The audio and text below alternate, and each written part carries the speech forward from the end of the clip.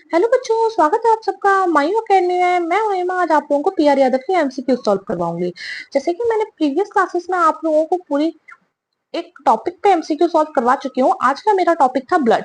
तो मैं ब्लड के बारे में आज आप लोगों को पढ़ाऊंगी। जिन बच्चों ने प्रीवियस क्लासेस नहीं देखी हैं तो वो जाके एक बार देख लीजिए, समझ लीजिए, सीख लीजिए, क्योंकि वो क्लासेस भी आपके लिए बहुत ज्यादा हेल्पफुल रहेंगी आने वाले एग्जाम्स के लिए भी। तो बिना टाइम गवाए हम लोग ब्लड स्टार्ट करते हैं। तो कंपोनेंट्स ऑफ ब्लड के बारे में थोड़ा बहुत ये लोग क्वेश्चंस पूछे हैं पीआर यादव की बुक में। फर्स्ट क्वेश्चन है उसका, which component lack in human blood. अब बताओ कौन सा कंपोनेंट है जो ह्यूमन ब्लड में सबसे कम पाया जाता है। कैल्शियम, आईजीए, विटामिन डी और मैग्नीशियम। आंसर इसका विटामिन डी है, क्योंकि विटामिन डी में 50 नैनो मिलो ऑस्मोल पर लीटर कैल्शियम प्रेजेंट होता है और 10-20 नैनोग्राम पर एमएल प्रेजेंट होता है विटामिन डी।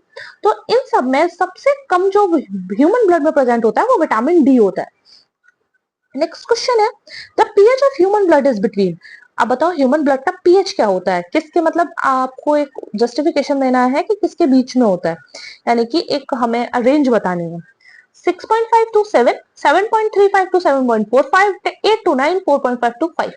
इसका सही आंसर है 7.35 से लेके 7.45 में। एम्स जोधपुर का क्वेश्चन है, स्टाफ नर्स का क्वेश्चन है, आरआरबी का, जेएसएस दिल्ली नर्सिंग का भी है, 2019 में पूछा गया था। थोड़ा सा इंपॉर्टेंट रहता है, बार बार क्वेश्चन पूछ लिए जाते हैं। तो एक बार ब्लड का पीएच याद रखना, बहुत ही बेसिक सा क्वेश्चन है, तो याद होना चाहिए सबको। तो नॉर्मल वैल्यू क्या है पीएच की, 7.35 टू 7.45। नेक्स्ट क्वेश्चन की बात करते हैं, the coronary care unit nurse draws an arterial blood sample to assess a client for acidosis. A normal pH of arterial blood is। अब मैं आपको इसको समराइज करके बताती हूँ कि coronary care unit nurse acidosis के लिए एक पेशेंट तक पहुंचने के लिए एक अलिंद रक्त का नमूना खींचती है। अलिंद रक्त का समान पीएच है। क्या है अलिंद रक्त का समान पीएच? 7.0। अलिंद रक्त का मतलब होता है कोरोनरी केयर, मतलब एट्रियल ब्लड, माफ कीजिएगा, कोरोनरी केयर नहीं, एट्रियल ब्लड का मतलब होता है अलिंद रक्त। ठीक है, तो इसके ऑप्शन है 7.0 टू 7.42, 7.30 टू 7.50। इसका आंसर है 7.42। नेक्स्ट क्वेश्चन क्या है, ब्लड इज अ। ब्लड है क्या? एक एसिडिक सॉल्यूशन, एक बेसिक सॉल्यूशन, एक बफर सॉल्यूशन या न्यूट्रल सॉल्यूशन। तो इसका जवाब है ये एक तरीके का बफर सॉल्यूशन है। ठीक है, तो इसका एक्सप्लेनेशन को देखो। Buffer solution means a solution of a weak acid and it's salt. Buffer solution का मतलब है कि सॉल्यूशन, ऐसा सॉल्यूशन जो कि वीक एसिड है और उसका सॉल्ट है, जैसे कि कार्बोनिक एसिड और bicarbonic, for maintaining a constant pH specially in blood, जो मेंटेन करता है कांस्टेंट पीएच को स्पेशली ब्लड के अंदर ये मेंटेन करता है। अब लिखा हुआ है, three principal buffer system of human body are protein buffer system, carbonic acid bicarbonate buffer system and phosphate buffer system. इसका मतलब है मानव शरीर में तीन प्रमुख बफर सिस्टम होते हैं। एक होता है प्रोटीन बफर सिस्टम, एक होता है carbonic and bicarbonate buffer system, और फॉस्फेट बफर सिस्टम। ठीक है, तो the protein buffer system is the most abundant buffer system of the intercellular fluid and blood plasma. For example, protein globulin in the hemoglobin of the blood is a good buffer within the blood cells. इसका मतलब है कि protein buffer system intracellular तरल पदार्थ और plasma रक्त का सबसे प्रचुर मात्रा में बफर है।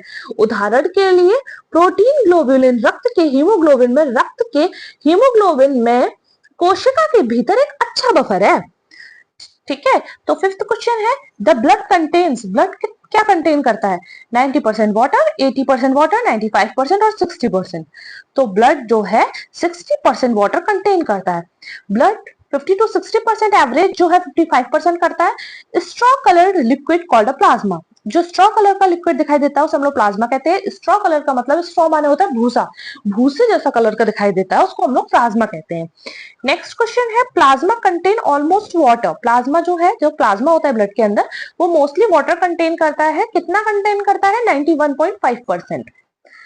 Which of this compares of blood? Options क्या है इसके?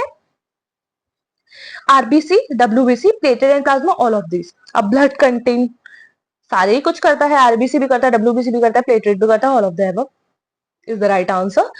अब एक्सप्लेनेशन के नाम पे क्या दिया है इसमें, cell RBC, WBC and platelets containing fluid plasma that circulate through heart and blood vessels. अब सेल जो है वो आरबीसी, डब्ल्यूबीसी और प्लेटलेट्स हैं, जिसमें फ्लूइड होता है प्लाज्मा, जो सर्कुलेट किसके थ्रू हो रहा है, हार्ट में, ब्लड वेसल में, ट्रांसपोर्ट करता है न्यूट्रिशंस को, इलेक्ट्रोलाइट हार्मोन्स को, विटामिन को, एंटीबॉडीज को, हीट एंड ऑक्सीजन को, टिश्यू को, और taking away the waste matter and the carbon dioxide from tissue called blood. उसी को हम लोग क्या कहते हैं, ब्लड कहते हैं। ब्लड में इतना सब कुछ पाया जाता है। थोड़ा इंपॉर्टेंट है, याद रखना, एसआईसी का सवाल है, 2012 में पूछा गया था। What is the normal blood cholesterol level. अब नॉर्मल ब्लड का कोलेस्ट्रॉल लेवल बताओ, सिंपल लैंग्वेज में कोलेस्ट्रॉल का लेवल पूछ रहा है, तो कितना होना चाहिए, less than 200 milligram per DL.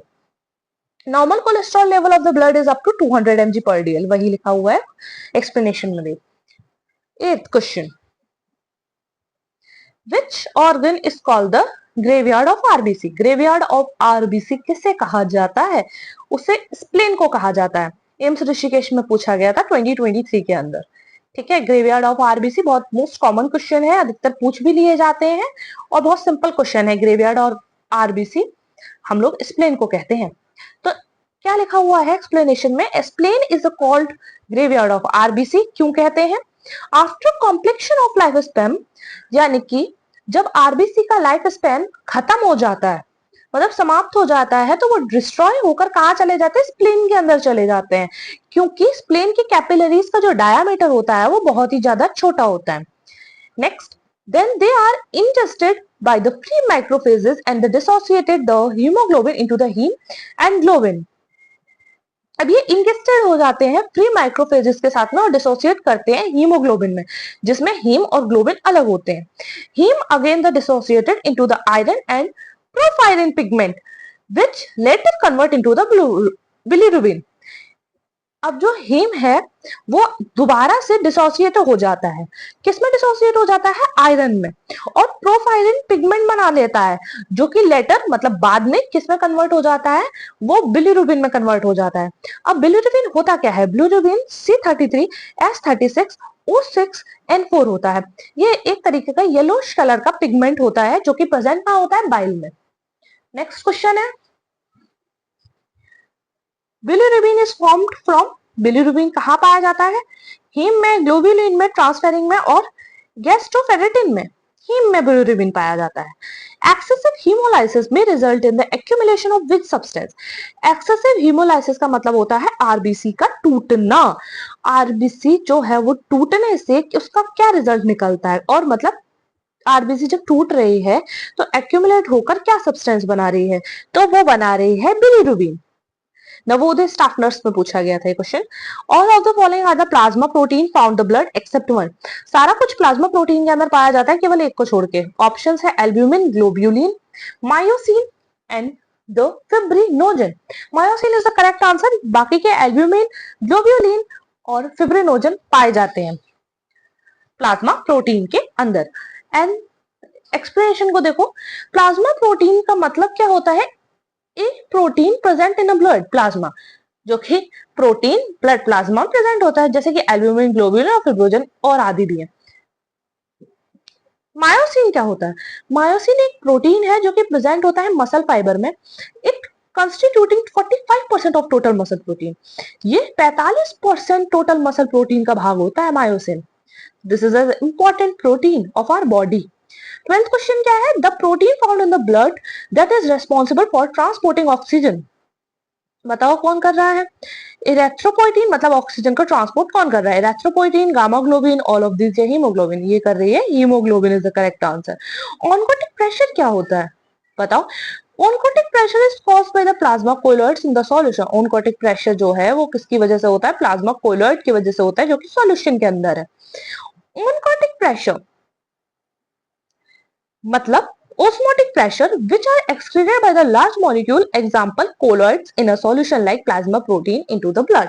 oncotic pressure का मतलब है osmotic दबाव, जो कि मॉलिक्यूल जैसे कोलॉइड द्वारा रक्त में प्लाज्मा प्रोटीन जैसे समाधान में लगाया जाता है। नेक्स्ट क्वेश्चन है, the plasma protein is maintain osmotic pressure in the blood. अब प्लाज्मा प्रोटीन कैसे मेंटेन करता है ऑस्मोटिक प्रेशर में ब्लड को? कौन करता है?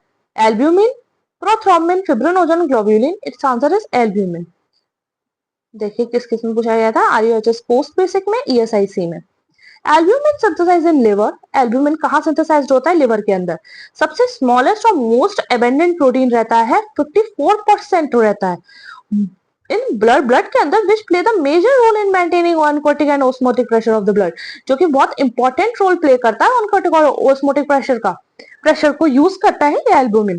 तो एल्ब्यूमिन जो है वो मोस्ट एबेंडेंट प्रोटीन होता है। 15th क्वेश्चन है, which is the plasma protein that constitute about 40 to 60% of total plasma protein.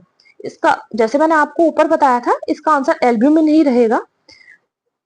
ठीक है, तो नेक्स्ट क्वेश्चन है, the principal of the plasma protein responsible for exerting colloidal osmotic pressure. Option है haemoglobin, albumin, C reactive माफ कीजिएगा C reactive protein और हेपेटोग्लोबुलिन।